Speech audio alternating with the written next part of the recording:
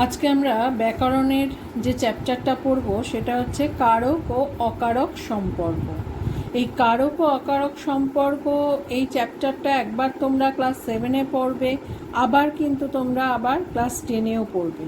তো আমাদের ভালো করে কারক অকারক কী বিষয় সেটা আমাদের জেনে নিতে হবে। প্রথমে আমরা আসি কারক শব্দের ব্যুৎপত্তিগত অর্থ। ব্যুৎপত্তি মানে কি? উৎপত্তি, অর্থাৎ কারক শব্দটা কিভাবে সৃষ্টি হয়েছে, কিভাবে জন্ম হয়েছে। দেখো, কারক শব্দের ব্যুৎপত্তিগত অর্থ হলো ক্রি যোগ অক। ক্রি হচ্ছে ধাতু, ধাতুকে আমরা ভাঙতে পারি না, তাহলে ক্রি হচ্ছে এখানে ধাতু, যোগ অক, এই যে অর্থহীন বর্ণ সমষ্টি, অক বর্ণ সমষ্টি অর্থহীন, এর কোনো মানে হয় না, এটা হচ্ছে প্রত্যয়। তাহলে ক্রি হচ্ছে ধাতু, তার সঙ্গে অক প্রত্যয় যোগ করে এই কারক শব্দটা সৃষ্টি হয়েছে। এবার আমরা দেখব কারক কাকে বলে। আমরা একটা কথা আছে ব্যাকরণে, সেটা হচ্ছে ক্রিয়ান্বয়ী কারকম। ক্রিয়ান্বয়ী অন্বয় শব্দের অর্থ হচ্ছে সম্পর্ক। তাহলে কার সাথে সম্পর্ক? ক্রিয়াপদের সাথে সম্পর্ক হচ্ছে কারকের। কিভাবে সম্পর্ক? অর্থাৎ বাক্যে ক্রিয়াপদের সঙ্গে নামপদের মানে বিশেষ্য সর্বনাম, নামপদ মানেই হচ্ছে আমরা বিশেষ্য সর্বনাম পদকে বুঝি, এই নামপদের যে সম্পর্ক তাকে আমরা কারক বলছি। সেই জন্যই বললাম ক্রিয়ান্বয়ী কারকম, অর্থাৎ ক্রিয়াপদের সঙ্গে অন্বয় বা সম্পর্ক আছে কারকের। তাহলে বাক্যে ক্রিয়াপদের সঙ্গে নামপদের অর্থাৎ বিশেষ্য সর্বনাম পদের যে সম্পর্ক থাকে তাকেই কিন্তু আমরা কারক বলে থাকি। তার মানে কি? দেখো, বাক্যের ক্রিয়াপদটিকে আগে বের করে নিতে হবে, যে কোনো বাক্যের ক্রিয়াপদ আগে বের করে নেবে, সেই ক্রিয়াপদের সঙ্গে নামপদের সম্পর্কটাকে যদি আমি প্রশ্ন করে উত্তর পেয়ে যাই সেটাই হবে কারক। এবার ক্রিয়াপদকে ধরে প্রশ্ন করলে যে উত্তর পাওয়া যাবে সেটাই কারককে নির্দেশ করবে। এবার আমরা দেখি ক্রিয়াপদকে ধরে কিভাবে প্রশ্ন করব। এবার আমরা যে বললাম ক্রিয়াপদকে ধরে প্রশ্ন করলে যে উত্তর পাবো আমাদের কারক নির্দেশ করবে, সেটাই। প্রথমে আমরা আসি, ক্রিয়াপদকে ধরে কে বা কারা দিয়ে প্রশ্ন করলে যে উত্তর পাওয়া যায় সেটা হয় কর্তৃকারক। অর্থাৎ কে কথাটা বললো, কারা গেল, কে এলো, ক্রিয়াপদকে ধরে কে বা কারা দিয়ে প্রশ্ন করলেই আমি কর্তৃকারক পাবো। এবার আসি ক্রিয়াপদকে ধরে কি আর কাকে। লক্ষ্য করো, কি আর কাকে দিয়ে প্রশ্ন করলে যে উত্তর পাওয়া যায় সেটা হয় কর্মকারক। কি দিয়ে প্রশ্ন করলে হয় মুখ্য কর্ম। মুখ্য কর্ম সবসময় অপ্রাণীবাচক ও শূন্য বিভক্তি হয়, এটা মনে রাখতে হবে। আর কাকে দিয়ে প্রশ্ন করলে গৌণ কর্ম পাওয়া যায়, গৌণ কর্ম সবসময় প্রাণীবাচক হয় এবং বিভক্তিযুক্ত হয়। ধরো, এই যে আমি একটা এক্সাম্পল দিচ্ছি, প্রথমে ক্রিয়াপদকে ধরে কে বা কারা দিয়ে প্রশ্ন করলে উত্তর পাই সেটা কর্তৃকারক। ধরো আমি বললাম মা ছেলেকে চাঁদ দেখান। মা, এই শব্দটাকে আমি আন্ডারলাইন করে দিলাম, তাহলে মা ছেলেকে চাঁদ দেখান, মা আন্ডারলাইন। এই আন্ডারলাইন করা যে শব্দটা সেটা আমি প্রশ্ন করে উত্তরে আনবো। তাহলে আমি প্রশ্ন করব কে ছেলেকে চাঁদ দেখান, উত্তরে পাচ্ছি মা, তাহলে মা হচ্ছে কর্তৃকারক। দেখো, কে দিয়ে প্রশ্ন করেছি। ঠিক একইভাবে কি দিয়ে প্রশ্ন করলে মুখ্য কর্ম, কাকে দিয়ে প্রশ্ন করলে গৌণ কর্ম পাওয়া যায়। ধরো আমি বললাম যে বাবা আমাকে একটি ফোন দিলেন, তাহলে আমাকে আর ফোন দুটো শব্দের নিচে যদি আমি আন্ডারলাইন করে দিই, দেখো আমি প্রশ্ন করছি বাবা কাকে একটি ফোন দিলেন, আমাকে। কাকে দিয়ে প্রশ্ন করলে আমরা কি বললাম? গৌণ কর্মকারক পাওয়া যায়। আর গৌণ কর্মকারক প্রাণীবাচক হয়। গৌণ কর্ম যে আমাকে, আমি হচ্ছে প্রাণীবাচক শব্দ, তার সাথে কে বিভক্তি যোগ হয়েছে, তাহলে প্রাণীবাচক শব্দ এবং বিভক্তি যুক্ত হলে কাকে দিয়ে প্রশ্ন করলে সেটা গৌণ কর্ম হয়। আর বাবা আমাকে একটি কি দিলেন, ফোন, কি দিয়ে প্রশ্ন করলে সবসময় মুখ্য কর্ম হয়। দেখো, মুখ্য কর্ম সবসময় কিন্তু অপ্রাণীবাচক হয় এবং সেটা কিন্তু শূন্য বিভক্তি যুক্ত হয়। এবার আসুক, ক্রিয়াপদকে ধরে কি দিয়ে কিসের দ্বারা কাজ করা হচ্ছে এমন প্রশ্ন করলে যে উত্তর পাওয়া যায় সেটা করণকারক হয়। তার মানে কি দিয়ে কাজটা করা হচ্ছে, কিসের দ্বারা কাজটা করা হচ্ছে, এইভাবে যখন আমি ক্রিয়াপদকে ধরে প্রশ্ন করে উত্তর পাই সেটা হয় করণকারক। ধরো আমি বললাম সে বটিতে ফল কাটছে, তাহলে সে কিসের দ্বারা কাজটা করছে? বটির দ্বারা।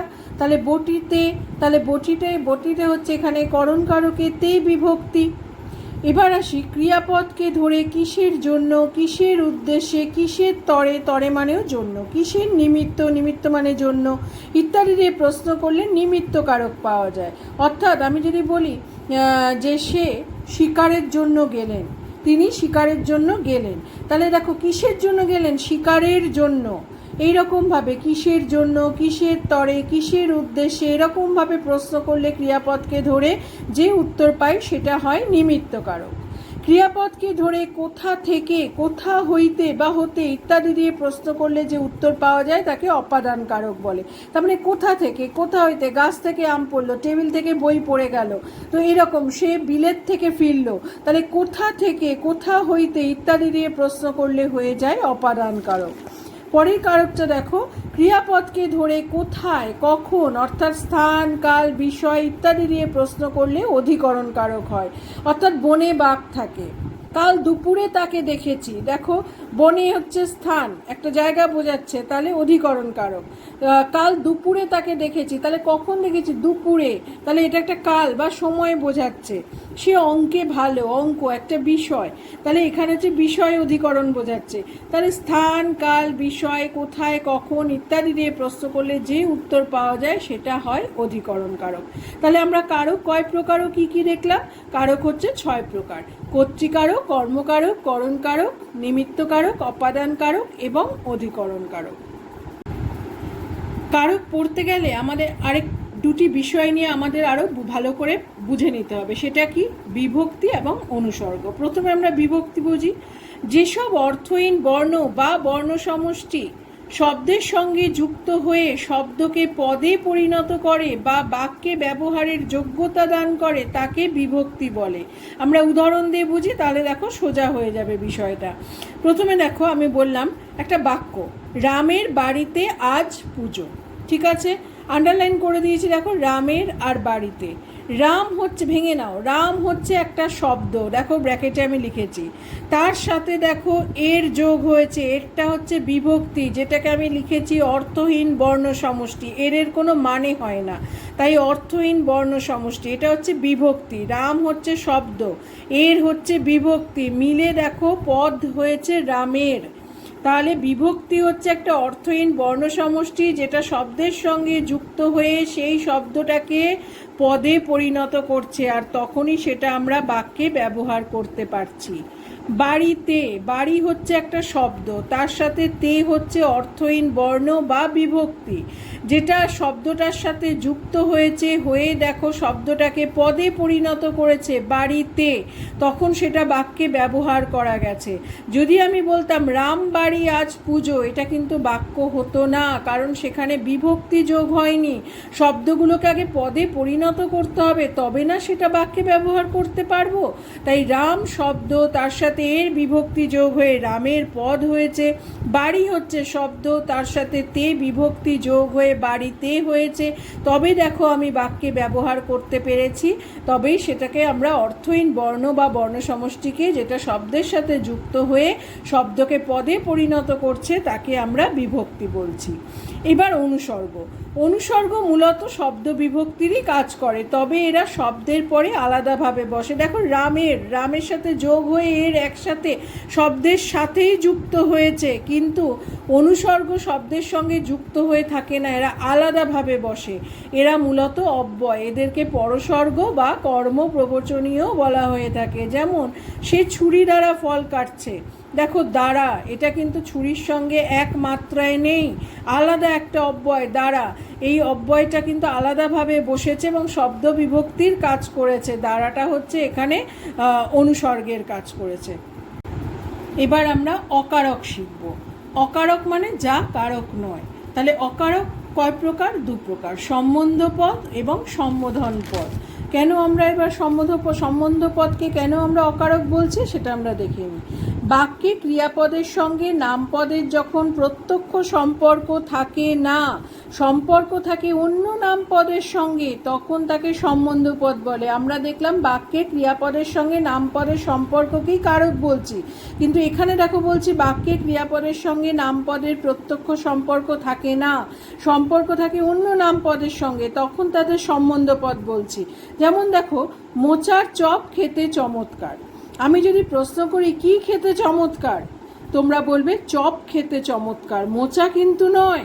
তাই মোচার হচ্ছে দেখো সম্বন্ধ পদে র বিভক্তি। আবার দেখো মশার ধূপ লাগাও, কি লাগাতে বলছি? ধূপ লাগাতে বলছি, মশাকে লাগাতে বলছি না। তাহলে মশার হচ্ছে সম্বন্ধ পদে র বিভক্তি। আবার দেখো পদ্মার ইলিশ খুব সুস্বাদু, আমি যদি প্রশ্ন করি কি খুব সুস্বাদু, উত্তরে বলবে ইলিশ।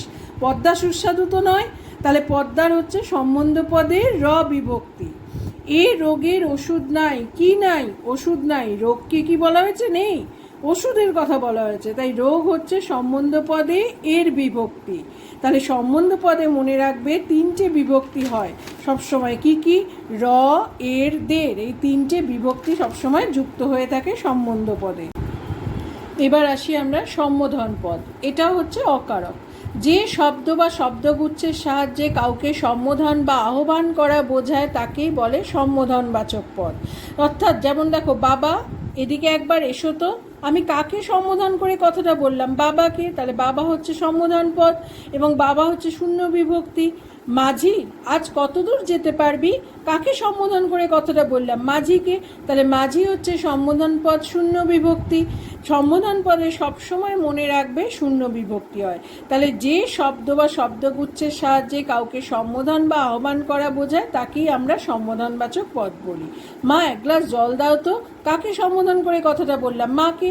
তাহলে মা হচ্ছে সম্বোধন পদ শূন্য বিভক্তি। এবার আমরা কিছু কারক সমাধান করে দেখি। দেখো শিক্ষক মশাই ছাত্রকে পড়াচ্ছেন, ক্রিয়াপদ কোনটা? আমি বলেছি বাক্যের ক্ষেত্রে আগে ক্রিয়াপদ বের করে নেবেন, পড়াচ্ছেন। তাহলে আমি শিক্ষক মশাই এখানে আন্ডারলাইন করে দিয়েছি, তার মানে এইটা আমার উত্তরে আসবে প্রশ্ন করলে। আমি যদি প্রশ্ন করি কে ছাত্রকে পড়াচ্ছেন, উত্তরে পাচ্ছি দেখো শিক্ষক মশাই। তাহলে কর্তৃকারকে শূন্য বিভক্তি। ঠিক আছে, পরের এক্সাম্পল দেখো, বাবা আমাকে একটি ফোন দিয়েছেন। এই এক্সাম্পলটা আমি আগেও বলেছি। তাহলে আমি আন্ডারলাইন করেছি দেখো আমাকে আর ফোন। তাহলে আমি কোয়েশ্চেন করি, উত্তরগুলো এই আন্ডারলাইনগুলো আসবে আমার। বাবা কাকে একটি ফোন দিয়েছেন, উত্তরে পাচ্ছি দেখো আমাকে। তাহলে কাকে দিয়ে প্রশ্ন করলে আমরা পেয়েছি কর্মকারক হয়। কাকে দিয়ে প্রশ্ন করলে কর্মকারকেরই যে ভাগ গৌণ কর্ম পাওয়া যায়। তাহলে এখানে আমাকে হচ্ছে গৌণ কর্মে কে বিভক্তি। তাহলে এবার ফোনটা বার করি, বাবা আমাকে কি দিয়েছেন? ফোন। কি দিয়ে প্রশ্ন করলেও কর্মকারক হয়, সেটা কি কর্ম হয়? মুখ্য কর্ম হয়। তাহলে দেখো মুখ্য কর্মে শূন্য বিভক্তি। কৌশলে কার্যসিদ্ধি করা চাই, কৌশলে আন্ডারলাইন করে দিয়েছি। আমি প্রশ্ন করি কিসের দ্বারা কার্যসিদ্ধি করা চাই? কৌশলের দ্বারা। তাহলে কিসের দ্বারা, কি দিয়ে কাজ করা বোঝালে করণ কারক হয়। তাহলে করণ কারকে এ বিভক্তি, কারণ শব্দটা হচ্ছে কৌশল, তার সাথে এ বিভক্তি যোগ হয়ে কৌশলে পদে পরিণত হয়েছে, তাই এটা হচ্ছে বিভক্তি। পরের কারণে মরণেও সুখ। তাহলে পরের কারণে আন্ডারলাইন করেছি। কিসের জন্য মরণ, কারণ মানে হচ্ছে জন্য, কিসের জন্য মরণেও সুখ? পরের কারণে বা পরের জন্য। তাহলে নিমিত্ত কারকে কিসের জন্য, কিসের তরে, কিসের উদ্দেশ্যে, কিসের লাগিয়া, এগুলো দিয়ে প্রশ্ন করলে নিমিত্ত কারক হয়। তাহলে নিমিত্ত কারকে এর বিভক্তি, কারণ পর শব্দ তার সাথে এর বিভক্তি যোগ হয়েছে, তাই পরের নিমিত্ত কারকে এর বিভক্তি এবং কারণ এটা হচ্ছে অনুসর্গ। অনুসর্গ তো আমরা আগেই পড়লাম, অনুসর্গ হচ্ছে অব্যয় যেটা কিন্তু আলাদাভাবে বসে। টাকাগুলো পকেট থেকে চলে গেল। তাহলে কোথা থেকে, ক্রিয়াপদকে ধরে কোথা থেকে, কোথা হইতে দিয়ে প্রশ্ন করলে অপাদান কারক হয়। তাহলে পকেট থেকে চলে গেল, অপাদান কারকে পকেটে দেখো কোনো বিভক্তি নেই, তাই শূন্য বিভক্তি, আর থেকেটা হচ্ছে এখানে অনুসর্গ। বনে বাঘ থাকে, কোথায় বাঘ থাকে? বনে। তাহলে স্থান বোঝাচ্ছে, স্থান কাল বিষয় ইত্যাদি দিয়ে প্রশ্ন করলে অধিকরণ কারক পাওয়া যায়। তাহলে বনেটা হচ্ছে অধিকরণ কারকে এ বিভক্তি, কারণ বন হচ্ছে শব্দ, এ বিভক্তি যোগ করে এটা পদে পরিণত হয়েছে, তাই অধিকরণ কারকে এ বিভক্তি। অধিকরণ কারক তিন প্রকার, স্থানাধিকরণ, কালাধিকরণ, বিষয়াধিকরণ। এখানে বনটা হচ্ছে একটা স্থান বোঝাচ্ছে, তাই এটা হচ্ছে স্থানাধিকরণ কারকে এ বিভক্তি।